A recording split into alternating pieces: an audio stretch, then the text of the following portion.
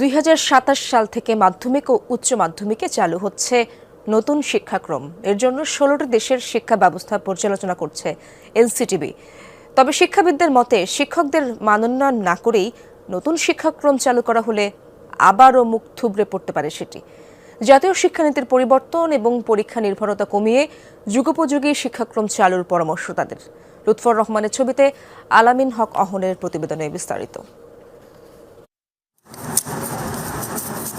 ৭২ থেকে এখন পর্যন্ত 7বার শিক্ষাক্রমে পরিবর্তন আনা হয়েছে। সবচেয়ে বড় রদবদল হয় 2012 সালে আসে সৃজনশীল পদ্ধতি। মুখস্থ নির্ভরতা কমিয়ে আরও বড় পরিবর্তন আসে 21-এ।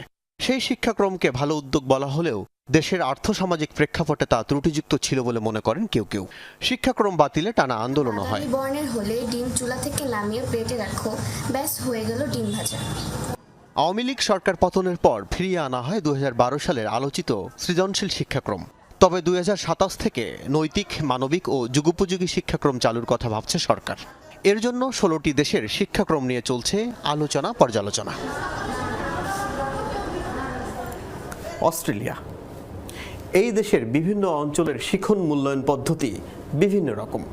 শিক্ষার্থীরা শেখেন সংখ্যাতত্ত্ব, প্রযুক্তি, নীতিসহ প্রধান 7টি বিষয়। ক্লাসে গঠনমূলক মূল্যায়নে বেশি জোর দেওয়া হয়। যুক্তরাজ্য, যুক্তরাষ্ট্র এই দেশের বিভিন্ন অঞ্চলে শিখন ও মূল্যায়ন পদ্ধতি ওই অঞ্চলের স্কুলগুলো নিজেরাই ঠিক করে নেন। শিক্ষকরা শ্রেণীকক্ষে দক্ষতা ভিত্তিক মূল্যায়নে জোর দেন। তাই অনুসন্ধান ভিত্তিক শিক্ষায় উদ্বুদ্ধ হন শিক্ষার্থীরা। গণিত ও বিজ্ঞান তাদের মূল বিষয়।